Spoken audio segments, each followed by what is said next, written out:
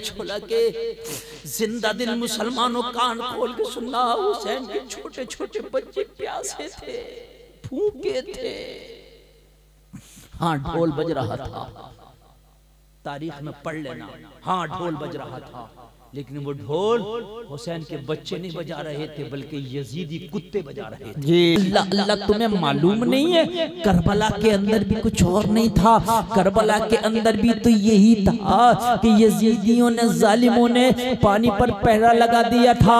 लोगों, करबला के अंदर भी तो हुसैन के छोटे छोटे बच्चे भूख से नहीं डालते। करबला के अंदर भी तो आपको मालूम है प्यास थी। और एक बात मैं आपको बात बता दूं, अगर वाकई हुसैनियों का रखते हो तो सुनो, करबला में बच्चे भूखे रहे। जब सबके सर काटने के बाद में ये जालिम यजीदी इन बच्चों के हाथ बांधे और हाथ बांधने के बाद में यजीद के दरबार में इन्हें पेश किया, तो लोगों ये करबला से शाम तक पैदल गए, दमिश्क तक पैदल गए, मुल्क शाम में दमिश्क है वहां तक पैदल गए। जालिमों ने खाने के लिए किसी ने नहीं पूछा, पानी के लिए किसी ने नहीं पूछा।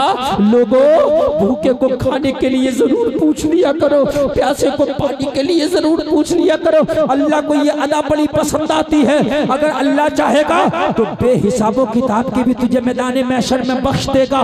तुम्हें मालूम है, जरा अगर मालूम नहीं तो तारीख सुन लो। हुसैन की 7 साल की बच्ची सकीना भूख से निढाल है, बीमार ज़ैनुल आबिदीन भूख से निढाल है। यजीद के दरबार में जब इन्हें करबला के कैदियों को पेश किया गया, हुसैन के घर वालों को पेश किया गया, हुसैन की बहन ज़ैनब को पेश किया गया। ये जालिम कुत्ता यजीद इतना बड़ा बदबख्त था कि इसने इतना भी नहीं कहा कि ये प्यासे हैं इन्हें एक बार पानी पिला दो, ये भूखे हैं इन्हें एक बार खाना खिला दो। जालिम ने कुछ नहीं, डायरेक्ट कह दिया कि इन्हें कैद खाने में डाल दो। अल्लाह अल्लाह अल्लाह। मालूम है करबला के भूखे प्यासे, सफर के भूखे प्यासे जब यजीद के दरबार में आए तो यजीद ने क्या हुक्म दिया, इन्हें कैद खाने में डाल दो। यार दुश्मन को भी जब कैद होती है ना तो लोगों उसे भी खिलाया जाता, पिलाया जाता। अल्लाह अल्लाह, जरा गौर करना लोगों, कितना बड़ा जुल्म था, कैद खाने में डाल दिया।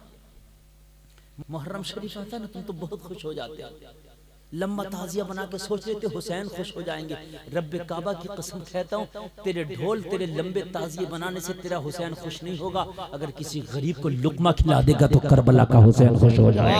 वाह मुफ्ती साहब, बहुत अच्छी बात है, बहुत खुश हो जाएगा। इसलिए कि हुसैन के बच्चों पे भूख बीती है, हुसैन के बच्चों ने भूख को बर्दाश्त किया।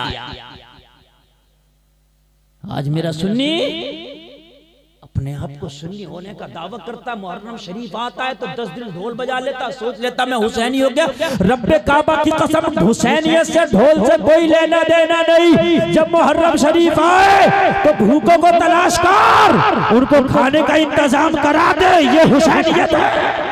वाह वाह वाह वाह वाह, बहुत अच्छा मुफ्ती साहब, बहुत अच्छी बात है, सुभान अल्लाह।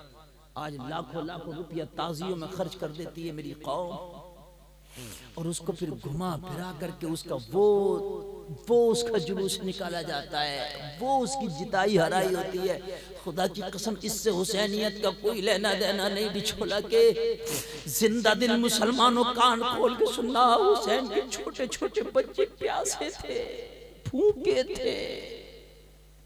हाँ ढोल बज रहा था, तारीख में पढ़ लेना। हाँ ढोल बज रहा था, लेकिन वो ढोल हुसैन के बच्चे नहीं बजा रहे थे, बल्कि यजीदी कुत्ते बजा रहे थे। जी जी जी जी, वाह मुफ्ती साहब, बहुत अच्छा इशारा। दमिश्क के बाजार में जब हुसैन के सर को काट के नेज़े पे बुलंद करके और हुसैन की बहन को, हुसैन की बीवियों को, हुसैन की बेटियों को बांध करके दमिश्क के बाजार में इन्होंने खड़ा किया था, और ये उस वक्त जुलूस निकाल रहे थे, हम जीत गए। उस वक्त ये नक्कारे बजा रहे थे, हम जीत गए। दमिश्क के बाजार में सबको इकट्ठा कर लिया था, हम जीत गए। हुसैन के बच्चे भूखे प्यासे दमिश्क के बाजार में हाथ बंधे खड़े थे। जालिम यजीदी ढोल बजाकर जुलूस निकाल रहे थे, हमने जंग जीती। ये ढोल बजाकर किसकी सुन्नत अदा कर रहा हो, ये किसके तरीके को आप जिंदा करो। यार अजीब जी हालत है।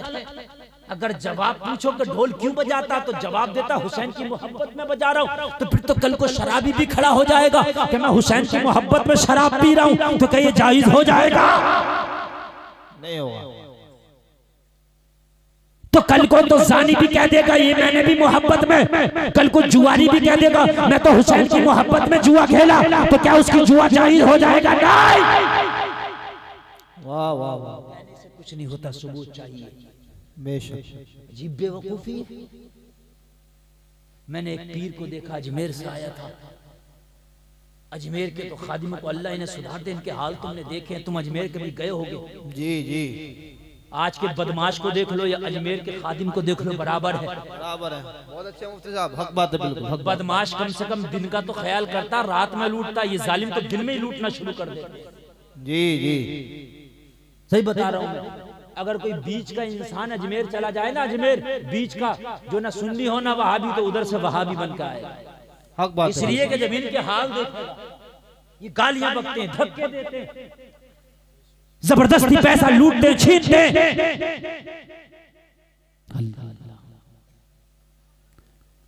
एक बात बता दूं मैं आपको, इन जालिमों ने डुबो दिया। अजमेर में इतनी इनकम है, इतनी इनकम, अगर ये चाहें तो खाली एक देग, जो 2 देगों में पैसा पड़ता ना, खाली एक देग की इनकम से इतनी बड़ी यूनिवर्सिटी चला दे कि पूरी हिंदुस्तान के मुसलमानों के गरीब बच्चे उस यूनिवर्सिटी में पढ़ लेंगे। बिल्कुल हक बात है मुफ्ती साहब, मैं गलत तो नहीं कह रहा हूँ बात? बिल्कुल हकीकत बात है। जो 2 देगे रखी हैं, देगे ख्वाजा गरीब नवाज की बारगाह में रखी हैं, आप देखना, बहुत बड़ी सी देगे। उनमें लोग, मैंने देखा, 1000-1000 2-2 हजार की गड्डियां, औरतें अपने सोना चांदी के जेवरात डाल देती हैं। उस जब देग में से निकालता तो करोड़ों करोड़ों का माल निकलता है। अगर ये खादिम चाहें तो एक इतनी बड़ी यूनिवर्सिटी चला दें खाली एक देग की कमाई से, कि पूरे हिंदुस्तान की कौम के गरीब बच्चे डॉक्टर, इंजीनियर, मास्टर, प्रोफेसर बन जाएंगे। लेकिन एक मकतब नहीं चला सकते, इदारा नहीं चला रहे। इनको पेटों को भरने से फुर्सत नहीं है। लोगों ये हुसैनियत नहीं है। ये भी अपने आप को हुसैनी कहते हैं। कौन? ये खादिम जो, ये भी हुसैनी कह रहे हैं अपने आप। जी जी बेशक। कड़े पहने। मैंने एक खादिम को पकड़ लिया, हाथ में कड़ा था। मैंने कहा ये कड़ा कैसा पहन? तो कहने लगा ये बेड़ियां हैं जो इमाम ज़ैनुल आबिदीन को पहनाई थी ना, बेड़ियां, वो उनकी मोहब्बत में मैंने कड़ा पहना। मैंने कहा जालिम, तुझे वो बेड़ियां तो याद आई, तुझे इमाम ज़ैनुल आबिदीन के सजदे याद नहीं आए? वाह वाह, सजदे भी तो किए थे। इमाम ज़ैनुल आबिदीन की तुझे दाढ़ी याद नहीं आई? तो क्लीन शेप में घूम रहा है। तुझे इमाम ज़ैनुल आबिदीन का कुरान पढ़ना याद नहीं आया? तू तो फिल्मों के गाने सुनता। लोगों जरा गौर करो, मुहर्रम शरीफ आया करे तो देखा करो कि हुसैनियत किस काम में है। इस काम में हुसैनियत नहीं है जो तुम करने लग गए। ढोल किसी भी जगह हो हराम है, जायज नहीं है। कोई दुनिया का मुफ्ती उसको जायज करार नहीं दे सकता। अब कान खोल के सुनो, यजीद ने कहा इन भूखे प्यासों को लोगों कैद खाने में डाल दिया। अल्लाह अल्लाह, जब कैद खाने में डाला लोगों, एक शख्स उस कैद खाने के पास से गुजरा तो उस कैद खाने के अंदर से हुसैन के बच्चों की सिसकने की आवाजें आई। भूखे प्यासे थे, सुन के अंदाजा लगा लिया कि यजीद के कैद खाने में आज जो कैदी आए हैं वो भूखे और प्यासे भी है, इसलिए कि बच्चे खाना मांग रहे हैं। घर गया अपनी बीवी से बोला, ओ मेरी जोजा, मेरी शरीके हयात, के घर में कोई खाने का सामान है? कहा किस लिए? कहा अभी यजीद के कैद खाने के पास से आया हूँ, उसके अंदर जो छोटे छोटे बच्चे कैद हैं, भूख से बिलख रहे हैं, के खाना खिला जाकर के। उसकी जो बीवी थी बहुत बड़ी हुसैनी थी जी। ये हुसैनी थी। कौन थी? इसे पता नहीं था यजीद के कैद खाने में कौन बच्चे हैं, इसे नहीं पता था।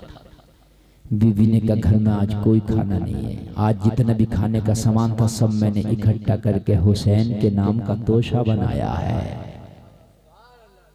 मैं हुसैन की चाहने वाली हूँ, हुसैन की नज़र पेश करने के लिए मैंने एक तोशा बनाया। ये तोशा तैयार है, इसको गरीबों में तकसीम कर दो हुसैन के नाम से। हुसैन के नाम से गरीबों में तकसीम कर दो, गरीबों को खिला दो ये तोशा। जो हुसैनी होता है ना, वो हुसैन के नाम पर गरीबों को खाने खिलाता है। बेशक बेशक। जो उस वक्त भी वो औरत कर रही थी। तो कहने लगा मेरी बीवी, मैं गरीबों को भूखों को खाना खिलाऊंगा। तो इस वक्त जो यजीद के कैद खाने में बच्चे कैद हैं, उनसे बड़ा भूखा भी कोई नहीं दिखता और उनसे ज्यादा गरीब भी कोई नहीं दिखता। क्यों ना मैं उन बच्चों को जाके यजीद के कैद खाने के दरवाजे पे आया, दरोगा ज़िंदान कैद खाने के दरोगा से इजाजत लेके खाना अंदर ले गया। इसे पता नहीं था खाना खिलाने किसे आया हूँ। लोगों जरा गौर करो, खाना खिलाने के लिए खड़ा हो गया। इमाम ज़ैनुल आबिदीन को कहने लगा, लो ये खाने का कुछ सामान लेकर के आया हूँ, खा लो, अपने छोटे छोटे बच्चों को खिला दो। इमाम ज़ैनुल आबिदीन ने इसका हाथ पकड़ लिया और हाथ पकड़ के फरमाया, ये तो बता कि तू कौन है, क्या तू हमें जानता है जो कैद खाने में भी खाना लेके आया है? कहने लगा, मैं आपको नहीं जानता, मैं आपको नहीं पहचान। कहने लगा, फिर खाना लेकर के क्यों आया? और करने लगा, मैं कैद खाने की दरवाजे में कैद खाने के पास से गुजरा तो बच्चों के सिसकने की आवाज आई। मैं समझ गया कि कैद खाने में जो बच्चे कैद हैं वो भूखे और प्यासे हैं, इसलिए खाना ले आया। इमाम ज़ैनुल आबिदीन ने फरमाया, हाय हाय, तू खाना लाया है। जिन्होंने पहचाना है उन्होंने तो गर्दनें काटी हैं, जिन्होंने पहचाना है उन्होंने तो खैमों को आग लगाई है, जिन्होंने पहचाना है उन्होंने तो हमारे हाथ रस्सियों से बांधे हैं, पैरों में बेड़ियां डाली हैं। तू तो पहचानता भी नहीं, खाना क्यों लेकर के आया है? कहने लगा, बात ये है, मेरी बीवी बहुत बड़ी हुसैनी है, मेरी बीवी बहुत बड़ी हुसैन की चाहने वाली है। आज मेरी बीवी ने हुसैन के नाम का तोशा बनाया था, ये गरीबों को खिलाना था। मैंने सोचा आपसे ज्यादा गरीब कौन होगा, इसलिए आपको खिलाने ले आया हूँ। ज़ैनुल आबिदीन की चीख निकल गई। कहने लगे, तुझे पता है ये हुसैन का तोशा किसे खिलाने लाया है? सुन, जो तेरे सामने खड़ा है ये हुसैन का बेटा ज़ैनुल आबिदीन है। वाह वाह वाह वाह वाह, नारे तकबीर, नारे रिसालत, मसलके आला हजरत, उलमाए अहले सुन्नत, जश्न ईद मिलादुन नबी, शहीद आज़म, नारे तकबीर, नारे रिसालत। फरमाइश के तौर पर मैंने ये बयान कर दिया। यकीन बात ये है, करबला बयान करो ना तो खुदा की कसम रोंगटे खड़े हो जाते हैं। कहने लगे, तुझे पता है ये जो कैद खाने में बच्चे सिसक रहे हैं ना, ये उसी हुसैन के बच्चे हैं जिस हुसैन के नाम का तेरी बीवी ने तोशा बनाया है। कुर्बान जाओ, तोशा लाने वाली की चीख निकल गई। मुझे क्या पता था कि आज जिसके नाम का तोशा बन रहा है इस मोड़ पे जिंदगी लाएगी कि मैं उसी के बच्चों को खिलाने ले आया हूं। अगर वाकई अल्लाह ने आपको दिया है तो लोगों वाकई सच्चे हुसैनी हो तो हुसैन के नाम पर गरीबों की मदद किया करो। बस आखिरी बात पूरी कर